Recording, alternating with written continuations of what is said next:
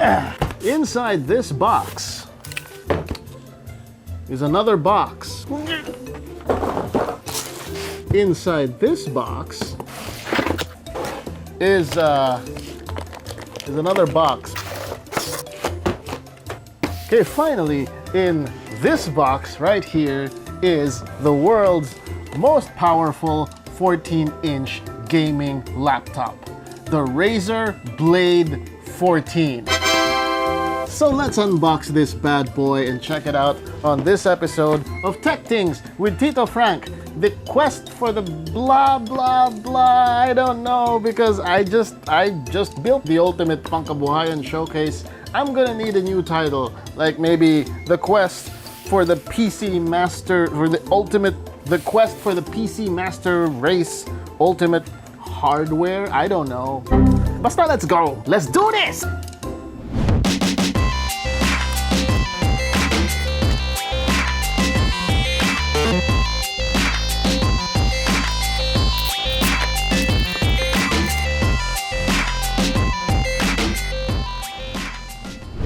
This is the Razer Blade 14.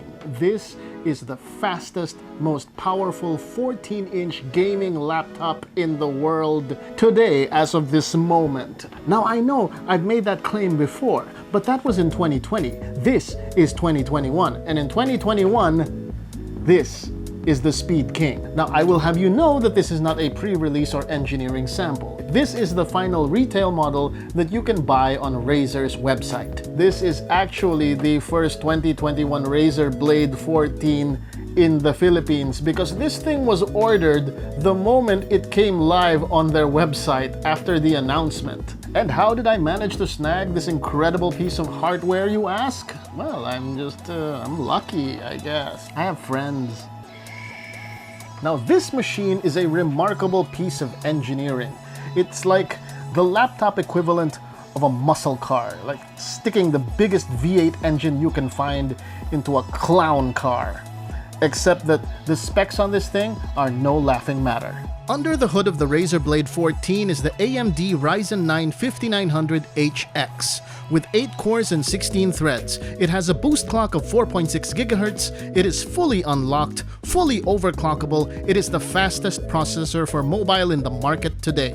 It's also packing the NVIDIA RTX 3000 series GPUs. This particular model has the RTX 3080.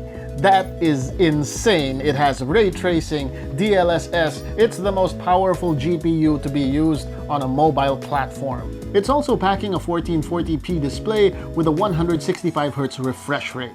Rounding out the specs, we have 16 gigs of RAM and a 1TB NVMe. Up until now, the Razer 14 has always been an Intel part. This marks the first time that they are going with AMD, and that says a lot.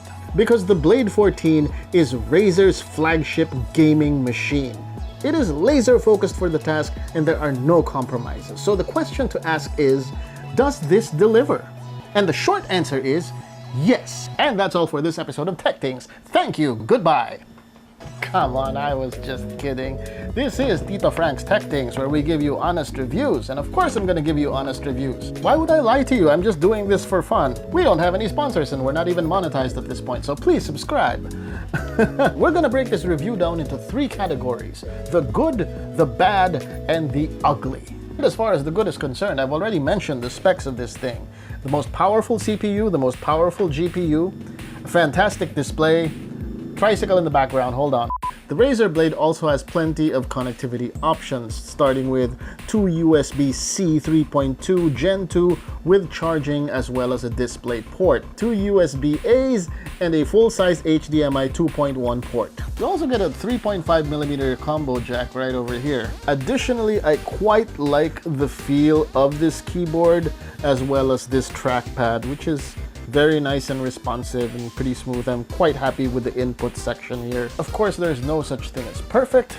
Even the best of the best have to make compromises, and the Razer 14 is no exception. Which brings us to the next category, the bad. Well, not really the bad, the not so good. My main beef with the Razer 14 is the lack of expansion. Sure, you get 16 gigs, but that 16 gigs is soldered onto the motherboard and you can't really add to it. The same thing goes for the NVMe. You get 1 terabyte and that's it. There's no second slot, no nothing. You are stuck with what you have. It's good, but there's just no upgrade path, you know? And despite having a lot of connectivity options, it does not have a card slot, which is something really useful for content creators. One concern I have about this machine is the fact that it gets really, really hot, especially after a very intense gaming session. Well, you've got a 3080 in here, so it's no surprise, but it does get quite toasty. I can barely keep my fingers on this part of the laptop when it gets like really hot because like And now let's talk about the ugly, starting with the price tag. Pangit! The base model for this with the 3060 starts off at $1,800, which is 90,000 pesos. The one with the 2070 goes for $2,200, which is 110,530 pesos. And the top model, which is this thing with the 3080, comes to $2,800 US, which is 140,688 pesos. It hurts! It's not a surprise considering the specs, but you get what you pay for, and you pay for quite a lot. Pangit. Pangit, by the way, means ugly, but it could also mean terrible. So what else is pangit about this laptop? The entire surface of this laptop is a fingerprint and grease attracting surface. I've pretty much customized this with my sweat and bodily oils and DNA, and there's really no point in cleaning it out. That stuff is really just gonna stick, and you're just gonna have to live with it. And from a design perspective, this thing has very clean lines. It's a CNC milled single piece of aluminum, which is great, except that it's just, well, it's a black box. There's really nothing more to it in terms of the design aesthetic. It's a departure from other Razer products that sort of scream at you saying, "I'm a gamer!" This is the kind of laptop that sort of screams, "I'm an accountant," which does have its merits because it's pretty low-key, and I think it will work well in a professional setting. Yeah, that's not so bad, except for the oil stains. So who is this laptop for? If you happen to be a discerning gamer who wants the best of the best for your mobile gaming needs, and you have incredibly deep pockets, then the Razer Blade 14 is for you, because this is pretty much as good as it gets. Ang lumang computer. Ano ba yan? Parang feeling ko 2009, pre. Bakit ganyan? Ano nangyari? Anong taon na ngayon? Malakas ka, di ba? Di ba, Razer? Bakit ka nagkaganyan? What happened? As for gaming performance in my non-scientific gaming benchmark tests, the Blade 14 achieved very smooth frame rates. We are talking 60 plus FPS, cranked up to the highest possible settings per game. And with the exception of Cyberpunk 2077, cranked up to Ultra with ray tracing on without DLSS, that's the only thing that will bring this machine down to frame rates of less than 20 FPS. But with DLSS turned on, we get much smoother frame rates, and as far as the image quality is concerned, I really can't tell the difference if there's any degradation whatsoever. So as far as I'm concerned, it's all good. I think it has a lot to do with the fact that I'm old, and I remember when laptops were crap for gaming. That's why I'm really impressed with the kind of performance you can get from machines these days. But that performance comes at a price, and that price is $2,800 or 140,000 pesos. But hey, kung barya lang yun para sa'yo, if that's just chump change for you, go right ahead. As for the rest of us ordinary pansit-eating interchinelas barangay middle class, pas muna kami. Pangit! And I was just kidding. This is really awesome. But hold on. This may be the ultimate gaming laptop, but is it good for anything else? Is it something that you can use as your livelihood showcase, your pangkabuhayan showcase, the thing that you use for paying your rent and your utilities and all that other stuff? Well, the short answer, again, is yes. If it's good enough for gaming, it's good enough for just about everything else. Having said that, I have used this machine for video editing, and I was very pleasantly surprised with how capable it was. It is not quite as powerful as the desktop monster that I built right behind me, but it's capable, it's good enough. It's definitely something I can work with if I have to be mobile. The Razer Blade is the literal bleeding edge of technology. It is, at this point, the best of the best that you can get right now. But that's not gonna last. I think in a matter of weeks, there's going to be something that'll come out in the market that will supplant this.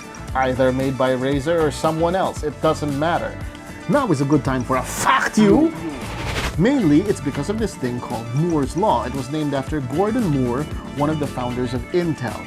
It is his observation that the number of transistors that you can fit on an integrated circuit will double roughly every 2 years. Now, the implication of this is that there will always be more powerful machines heading down the pipeline, and that you can depend on. Faster, better, more powerful, but at the same cost. That is what makes me so excited to check out all of these latest toys and have a chance to play with them.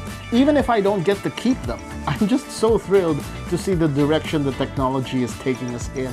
These are very exciting times for an old geek like myself. It gives me such great hope that Moore's Law is alive and well, and it means that we can look forward to a future where technology like what's in this laptop is commonplace and dirt cheap.